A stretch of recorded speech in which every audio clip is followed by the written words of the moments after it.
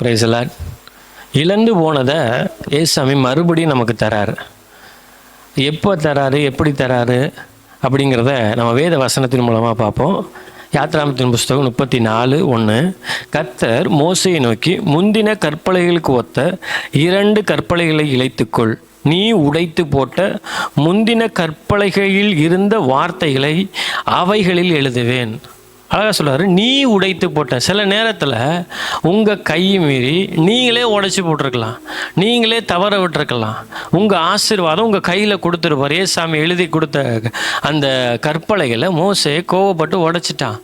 ஆனாலும் தேவனுடைய சமூகத்தில் அவன் வந்து கேட்கும்போது ஏசாமி சொல்கிறாரு, நீ வா, முந்தின கற்பலைகளுக்கு ஒத்த அதே வார்த்தைகளை நான் என்ன பண்ணுவேன், அந்த கற்பலைகளை எழுதி நான் உன்னை ஆசீர்வதிப்பேன், அந்த ஆசீர்வாதத்தை மறுபடியும் தருவேன்னு சொல்லி தேவன் மோசேக்கு என்ன பண்ணுறாரு, இந்த காரியங்களை சொல்கிறாரு.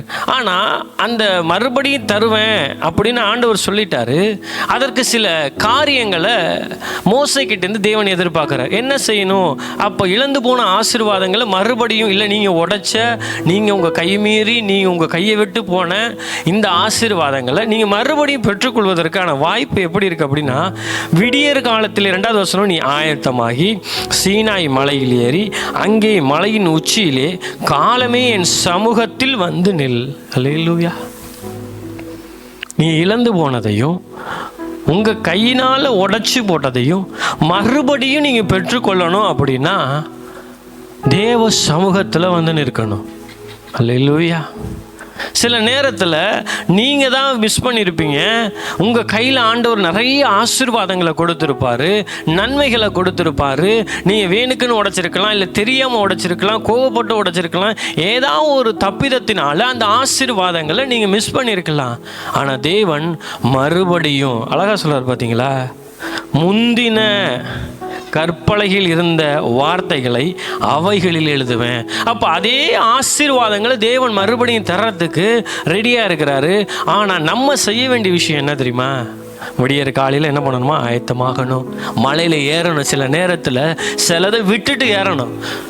எல்லாரையும் சில மூட்டை முடிச்செல்லாம் தூக்கிட்டுலாம் ஏற முடியாது. சில விஷயங்களை ஆண்டவர் சில விஷயங்களை விட்டுட்டு நீ மட்டும் தனித்து வா அப்படி மலையில் ஏறுறாரு.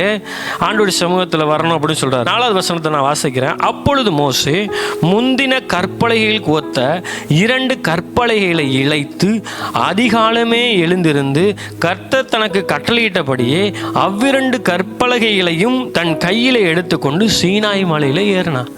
இப்போ ஆண்டவர் என்ன சொல்றாருன்னா, நீயே என்ன பண்ணு, மலைக்கு போ, 2 கல்லை எடு, அந்த கல்லை என்ன பண்ணும், நல்லா தேய்ச்சி சரன்னு சில விஷயங்கள்லாம் சரி பண்ண வேண்டியதெல்லாம் சரி பண்ணு. கரடு முரடாக இருக்கா, அதெல்லாம் சரி பண்ணுங்க, அதை தேய்ச்சி சரி பண்ணுங்க.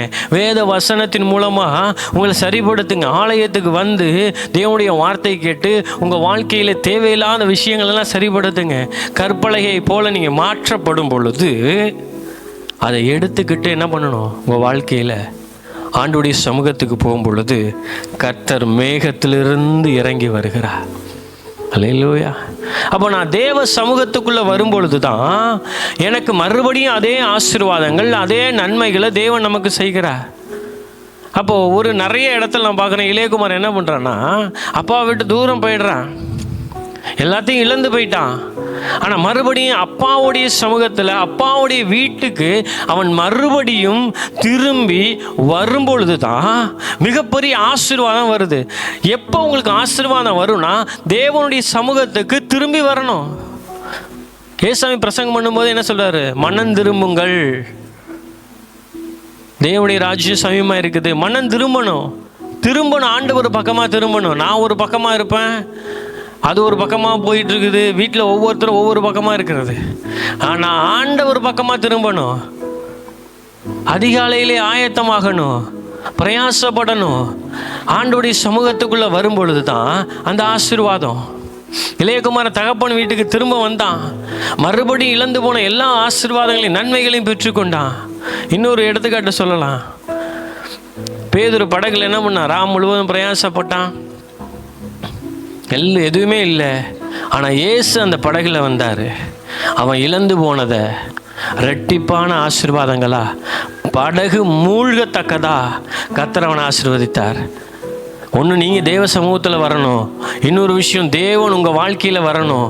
இப்படி வரும் பொழுது உங்கள் வாழ்க்கையில் இருக்கிற இழந்து போன எல்லா காரியத்தையும் மறுபடியும் நீங்கள் பெற்றுக்கொள்ள முடியும். இதுதான் கர்த்தர் உங்களுக்கு சொல்லுகிற சில ஆசீர்வாதங்கள். அப்போ நம்ம என்ன செய்யணும் அப்படின்னா, ஆண்டவருடைய சமூகத்துக்கு வரணும். நம்ம ஆண்டவருடைய சமூகத்துக்கே வரலை அப்படின்னா ஆண்டவர் எப்படி ஆசீர்வதிக்க முடியும்? ஆண்டவருடைய சமூகத்துக்கு வந்தால் தான் ஒரு ஆசீர்வாதம். அப்போது நான் மறுபடியும் தேவ சமூகத்துக்கு வரும் பொழுது கர்த்தர் உங்களை ஆசீர்வதிக்கிறார். அப்படியே கண்களை மூடி ஆண்டவருடைய சமூகத்தில் ஜெபிப்போம்ப்பா. உங்களுடைய சமூகத்துக்கு நாங்கள் திரும்பி வருகிறோம்ப்பா. எத்தனையோ நாள் நாங்கள் ஓடிட்டோம், அப்படி சமூகத்தை விட்டு ஓடிட்டோம். வேறு இடத்துல 1000 நாள் வாழ்வதை விட உம்முடைய ஆலயத்தின் வாசப்படியில் காத்திருப்பது மேலுன்னு சொல்லியிருக்கிறீங்களா ஆண்டவரே. உம்முடைய வார்த்தைக்கு நாங்கள் காத்திருக்கிறோம், உம்முடைய சமூகத்தில் நாங்கள் காத்திருக்கிறோம். கர்த்தர் தாமே நாங்கள் இழந்து போன எல்லா ஆசீர்வாதங்களையும் மறுபடியும் நாங்கள் பெற்றுக்கொள்ள கர்த்தர் கிருபை செய்யுங்க. உடைய கரத்தில் நாங்கள் ஒப்பு கொடுக்குறோம். எங்கள் கை மீறி எத்தனையோ ஆசீர்வாதங்கள் கையில் கொடுத்தது, மோசையோட கையில் கொடுத்ததை உடைச்சிட்டான், ஆனாலும் அவனுக்கு திரும்ப கொடுத்தீங்கப்பா. எங்கள் கை மீறி போனது, எங்கள் கையில் கொடுத்தது நாங்கள் எத்தனையோ நாள் மிஸ் பண்ணியிருக்கலாம். கர்த்தர் மறுபடியும் அதை திரும்ப தருவா. நீங்கள் இழந்து போனதை மறுபடியும் தேவன் உங்களுக்கு தருவா. கர்த்தருடைய சமூகத்தில் திரும்பி வாங்க, தேவ சமூகத்துக்கு திரும்பி வாங்க, அப்பா வீட்டுக்கு திரும்பி வாங்க. ஆண்டவர் வீட்டுக்கு திரும்பி வரும் பொழுது, தேவ சமூகத்துக்கு திரும்பி வரும் பொழுது கர்த்தர் உங்களை ஆசீர்வதித்து உயர்த்துவார். இயேசுவின் நாமத்தில் பிதாவே, ஆமென், ஆமென். Praise the Lord.